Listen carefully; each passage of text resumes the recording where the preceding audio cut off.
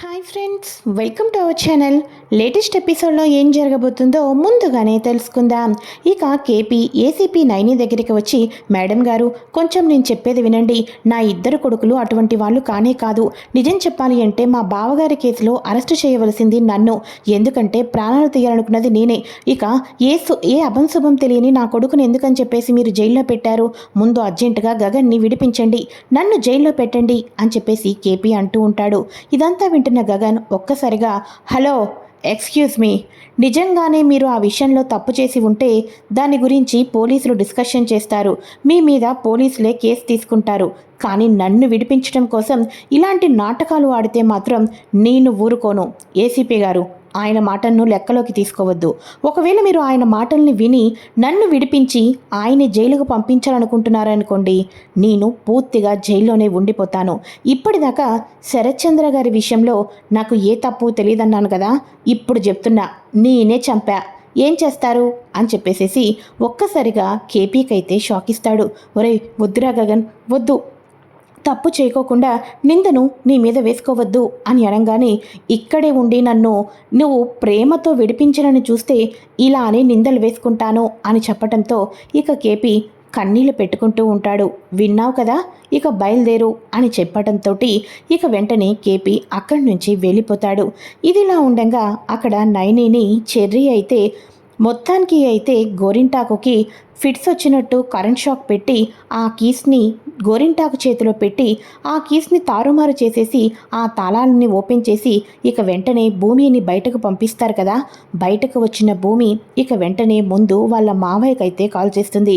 ఇక వెంటనే వాళ్ళ మావయ్య, హలో భూమి, నువ్వు ఎప్పుడు బయటకు వచ్చావమ్మా అని అనగానే, చెర్రీ బావ సహాయం చేశాడు మావయ్య, అర్జెంటుగా మనం ఆయన్ని విడిపించుకోవాలి మావయ్య అని అనగానే, అర్జెంటుగా విడిపించుకుందాం, కానీ వాడు బయటకు రానంటున్నాడమ్మా అని చెప్పేసి జైల్లో జరిగిందంతా చెప్తూ ఉంటారు.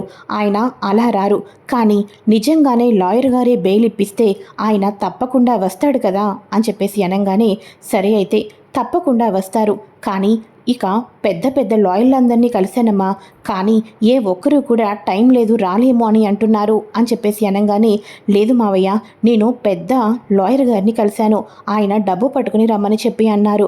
నేను కంగారులో ఇంట్లో ఉన్న డబ్బు పట్టుకొని రాలేదు, ఇప్పుడు అర్జెంటుగా మనకి డబ్బు కావాలి అని అనగానే, సరే అయితే పదమ్మా వెళ్దాం, నువ్వెక్కడున్నావు అని చెప్పేసి అనగానే, ఇక మొత్తానికి అయితే ఇక శారద అత్తయ్య ఇంటికి వెళ్ళిపోదాం పదండి అని చెప్పేసి లాయర్ గారిని కూడా అక్కడికే రమ్మని చెప్పేసి అంటారు.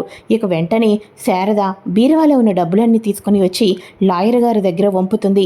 నా కొడుకుని మీరే ఏదో రకంగా విడిపించాలి లాయర్ గారు అని అనగానే, చూడమ్మా, నువ్వెలా అయితే చేతులెత్తి మొక్కుతున్నావో ఇక ఈ అమ్మాయి భూమి కూడా నా దగ్గరికి వచ్చి అలానే మొక్కింది.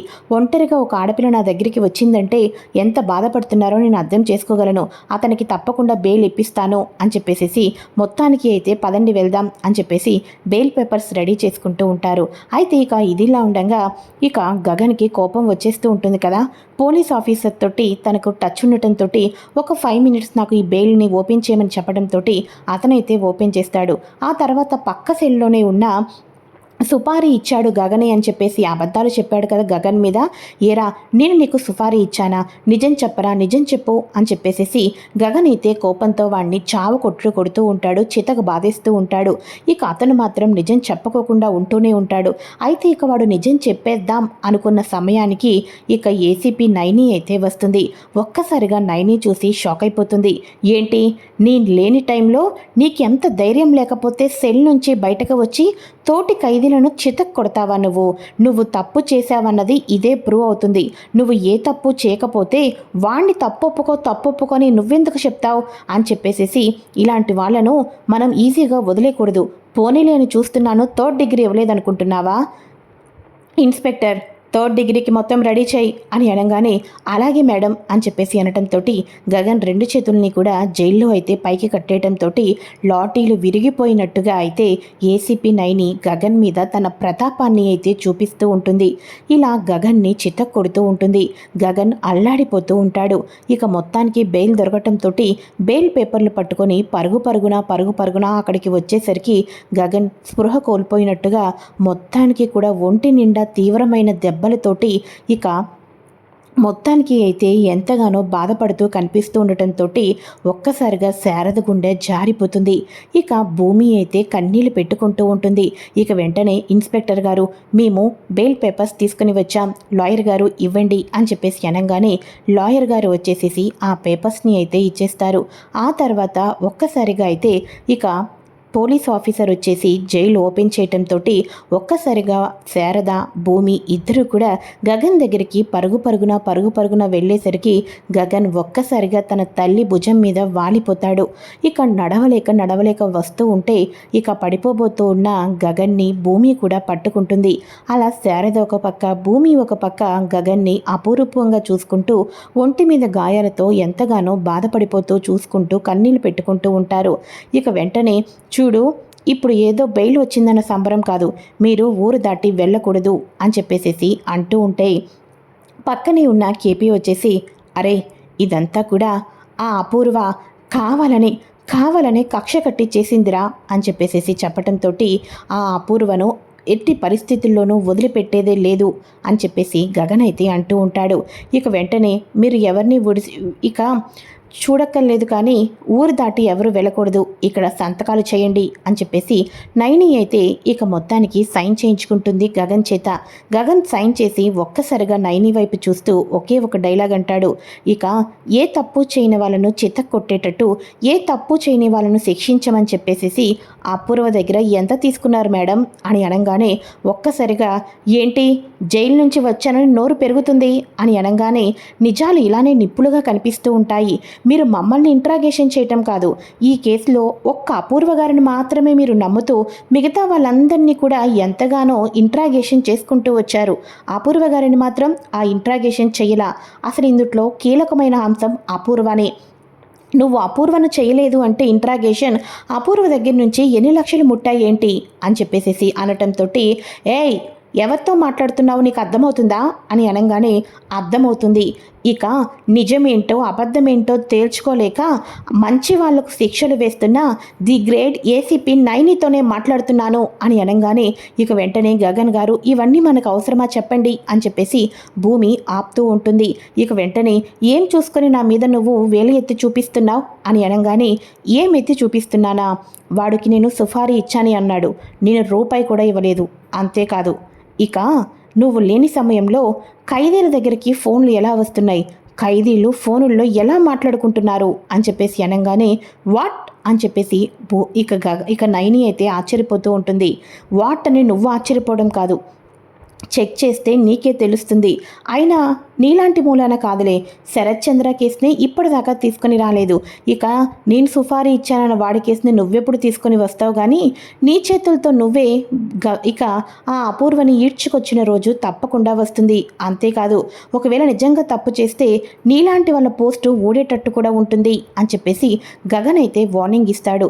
ఇక వెంటనే వాడేదో కోపంలో ఆవేశంతో మాట్లాడుతున్నాడు మేడం, వాడిని క్షమించండి, పదండి ఇంటికి వెళ్దాం అని చెప్పేసేసి ఇక భూమి, శారద గగన్ని తీసుకుని తిన్నగా ఇంటికైతే వెళ్తారు. ఇక ఇంటికి వెళ్ళంగానే అన్నయ్య అని చెప్పేసేసి ఇక పూరి కూడా తన అన్నయ్యని చూసి ఎంతగానో బాధపడుతూ ఉంటుంది. ఇక వెంటనే మొత్తానికి అయితే వేడి కాపురం పెట్టాలి, అంతేకాదు ఇక గాయాలన్నీ మానటానికి ఇక భూమి అయితే మొత్తానికి అయితే పాల మీద ఉన్నవన్నీ కూడా రాస్తూ చల్లబడేటట్టు చేస్తూ ఉంటుంది. భూమి గగన్ని అలా చూసి మొత్తానికి అయితే వెన్న రాస్తూ కన్నీళ్లు పెట్టుకుంటూ ఉంటుంది. ఆ అపూర్వ గారిని వదలడానికి లేదు, ఆ అపూర్వ ఇదంతా చేసింది అని చెప్పేసేసి అంటూ ఉంటే ఇక వెంటనే ఈ దెబ్బలు పోతాయేమో, కానీ ఆ అపూర్వను మాత్రం వదిలిపెట్టేదే లేదు అని చెప్పేసేసి మొత్తానికి అంటూ ఉంటారు కదా.